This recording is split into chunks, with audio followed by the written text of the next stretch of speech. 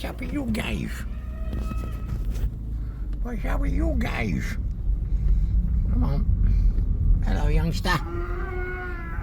Same to you. Same to you. The size of these guys. Right. This one's challenging. I don't see any potential Zulu shields out of them. Yeah, they're magnificent little beasts, aren't they? This guy's like a flick grinder. A flick grinder. Right, well, they're thinning out, so.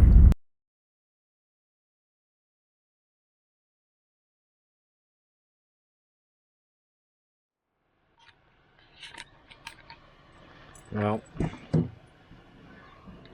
unbelievably, where'd my towel go? Oh, it's in the boot. This is this artesian hot spring that's mentioned on my map. I've got to get into this. I've got to see this thing, right? An artesian hot spring. I saw a guy coming out with a towel. I'll be into this. Oh man, looks fantastic. Pilliga, artesian hot spring. I didn't know what to expect. Hello? Alright. I don't know. Maybe.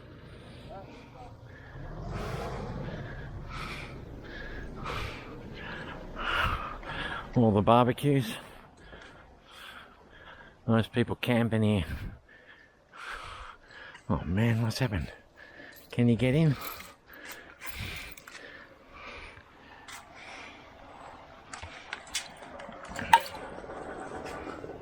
What's happened?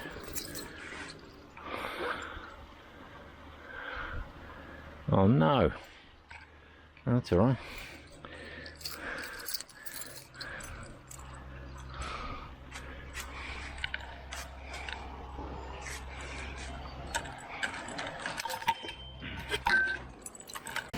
These are the artesian hot spring baths at Pilliga.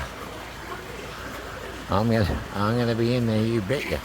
They smell a bit mineral watery, but I'm heading in. They're gorgeous.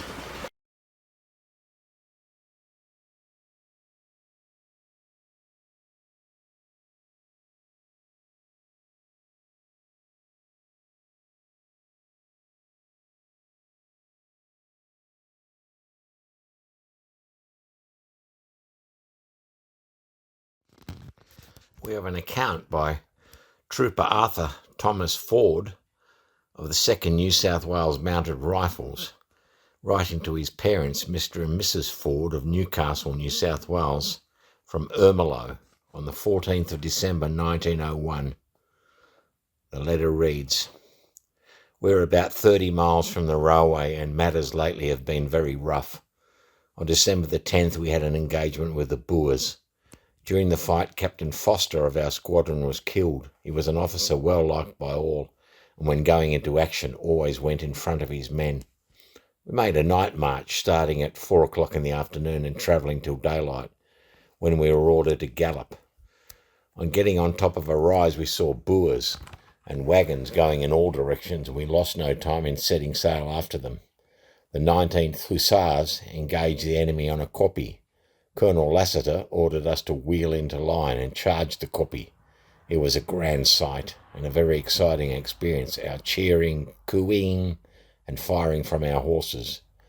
The 19th Hussars said we would be cut up, but luck carried us through. Taking the kopje, we chased the Boers for about 8 miles. As we Australians hotly pursued the enemy, General Bruce Hamilton is credited with having said to one of his staff officers, "There goes the gamest men I ever put eyes on." One of the West Australians called upon a Boer woman to surrender a wagon of which she was in charge, and she shot him through the stomach, the poor fellow subsequently dying. Tom Hill, one of my fellow troopers, went up to the woman and she levelled a rifle at him.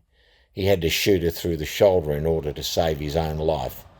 It is hard lines having to hit a woman, but some of the Boer women are regular wildcats. While standing on an ant heap, Lieutenant Airy, also of our troop, was shot through the heart. We captured 115 prisoners, 20 wagons, and about 3,000 cattle, and had been in the saddle for 20 hours. On the night of the 13th, we made a march and came upon the Boers at daylight, when a bushman named Hulda was shot. The bushman captured a 15-pounder which was claimed and taken from them by one of the officers of the Johannesburg Mounted Rifles. There is an inquiry and the bushmen are almost sure to get back their gun. Several Newcastle men are with us. Barmer, Barron and Tom Miller and George Fry are quite well. I captured a Boer who told me he was a parson, but I informed him that I was a collector and compelled him to hand over all the worldly goods of which he was at the time possessed. Among his property was a good saddle pony, which I found very useful, as mine had broken down.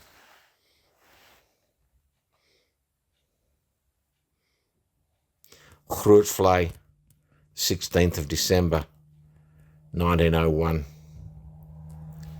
Lord Kitchener seems to have altered his tactics altogether, and I don't think the war can last much longer. We're now more than 3 months out from the railway line, and we've only halted at a town once during that time, Vryheid. The Boers left in the field now must be very few, and we scarcely ever see them in the daylight at all. For as soon as they know there's a column about, they make a bolt for it, often leaving their cattle, sheep and ponies behind.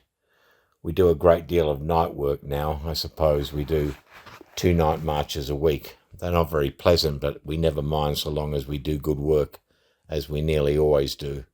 For we generally get in these night marches about 20 Boers and their horses, cattle and sheep, at the cost of a casualty or two of our own side. A few nights ago we rushed a farmhouse just at dawn where it was known there were 8 Boers. We completely surprised them and captured the lot.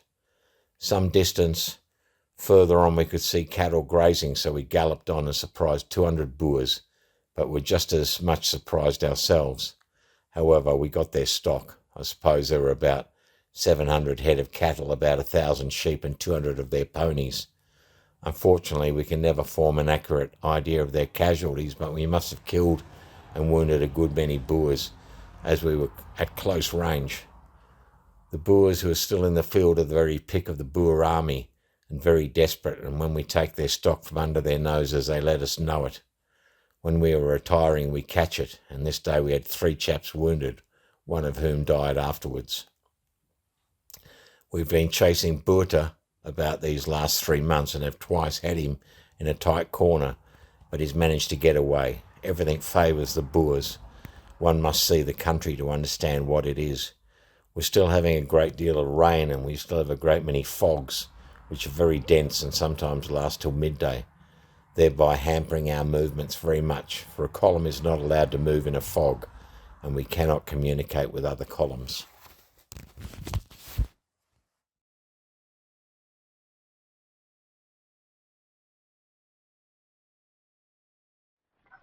Okay folks, a lot's happened since we last spoke.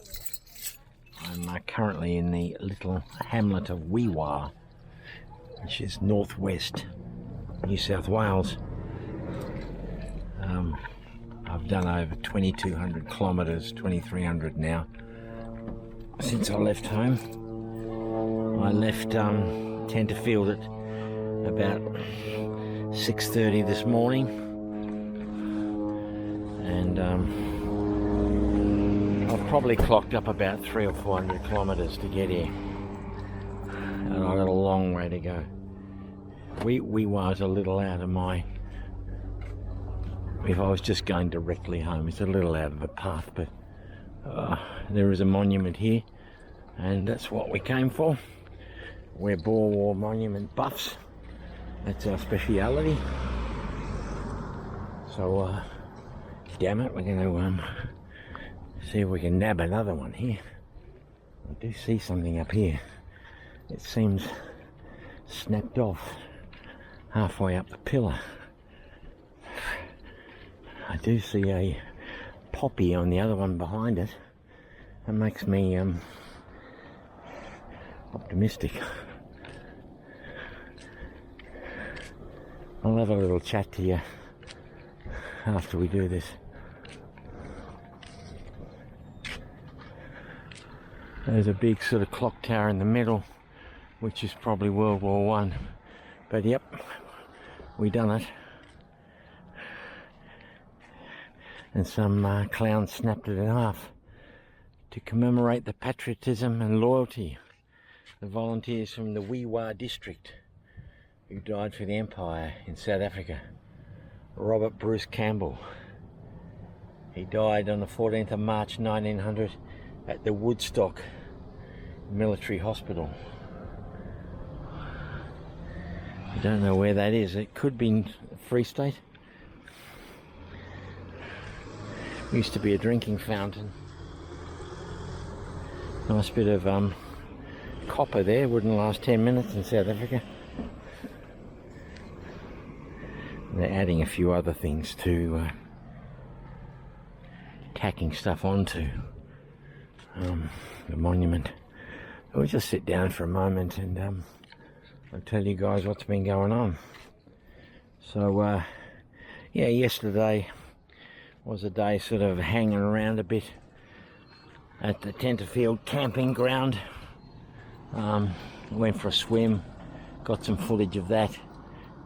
It wasn't what I planned. I thought you could sit in rock pools, but I couldn't find that particular picnic ground. But where I found was equally awe-inspiring, you know.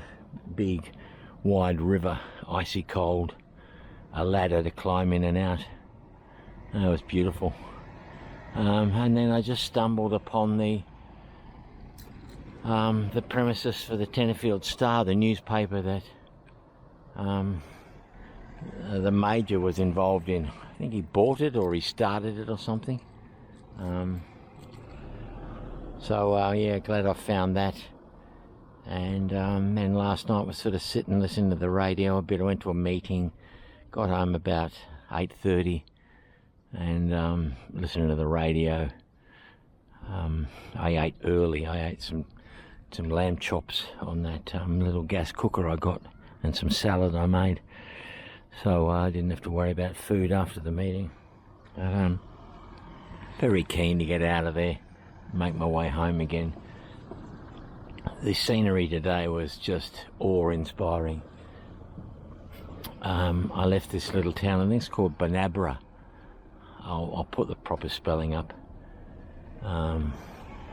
Just outside, I think it's Banabra, or maybe it's Bonagra, I'm not sure. I'll put the name up, but just outside there is a creek. Once again, I've got it written down, Wild Creek or something, but it was at that site there was a massacre. I did see the monument to the massacre, but I didn't know what it was, so I kept driving. And so I read about it a little bit when I got to the town. So in 1838, there were 8 residents of that town went out and massacred Aborigines. There were at least 28 or 30 Aborigines camped by a creek where that monument was. And these Europeans killed them all, massacred them. And consequently they were captured and they were taken down to Sydney. Those settlers, those white men, were taken to Sydney and they were hung. It was the first time that whites were, you know, given corporal punishment for killing Aborigines. So it didn't stop the massacres, but it was the beginning of a time of reacquainting or reappraising relations between the native tribes and the European settlers. So that was 50 years after Sydney was founded. They were up this far into New South Wales. So I found that pretty interesting. But anyway, got to the little town, and then between there and oh shit, I've got to look up the name again. I've been through so many towns, but it's quite a fair-sized town. Nirrabin, yeah, Nirrabin. My God, it was some of the most spectacular scenery I think I've ever seen. You go through this tableland, this flat, lush green, verdant green tablelands with these towering, craggy blue cliffs all around, 360 degrees, craggy, towering, monumental cliffs, and you take the road through there, through the valley, and there's crystal clear streams. There's these huge, like, dragon lizards on the side of the road. Made sure I didn't hit any of them. And then you climb the mountain pass to get out of there. The cattle were sleek and shiny and fat. And yeah, the streams that you cross, lots of streams. I reckon it'd flood fairly regularly, but the water was crystal clear, you know. It's just gorgeous. Some of the best scenery I've seen for a long time. So glad I did that. So we're going to leave Wee Waa. I might get a photo for Brian. It looks like the monument was originally down by the old swimming pool in Wee Waa. Looked very lonely and forlorn down there. The pillar seems to have always been broken. But then it was moved and it was relocated in 2006 to the site where we saw it. But this is from the Sydney Morning Herald, dated the 4th of August 1900. Narrabri.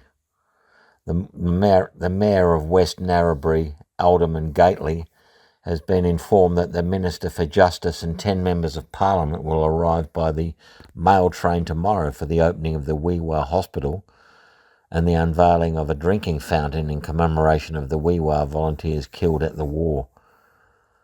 This is from the Australian Star, which was dated the 6th of August 1900. It says, a parliamentary party including the Minister of Justice, Messrs Wilson, J. Heffer, Flowers, H. Ross, McGowan, Norton, Nielsen, Chapman, Crickshank, and J.S. Hawthorne. They arrived here on Saturday and took part in the ceremony of opening the hospital. The party afterwards proceeded to the park to unveil a monument erected by the townspeople to the memory of the late trooper Robert Bruce Campbell of the Mounted Infantry, who died of fever in South Africa. The monument, which is of white marble, was unveiled by Mr. Ross, member for the district. Speeches were delivered by the Minister for Justice and Messrs. Cruikshank, McGowan and Nielsen. And in the evening the visitors were entertained at a banquet and they left for Sydney the next day. Well, I think this will be my last campsite. Because I'm pretty sure I'll be home tomorrow night. So, a bit unusual. We've got this blue matting you set up on. I've met the lady, the neighbour over in the caravan. She said hello. We swapped pleasantries. Charging all my devices. I was able to get onto the internet here and read The Age, which I haven't done for days. So the boys over there are all the tradies. They were drinking their stubbies and playing a bit of music. Now they've all got out of their tradie gear and they're into their going out stuff, clobber. And the services club courtesy bus has come to pick them up, so I imagine when they get home they're going to be perhaps a little bit rowdy, but that's okay. I'll be snug as a bug in my swag tonight.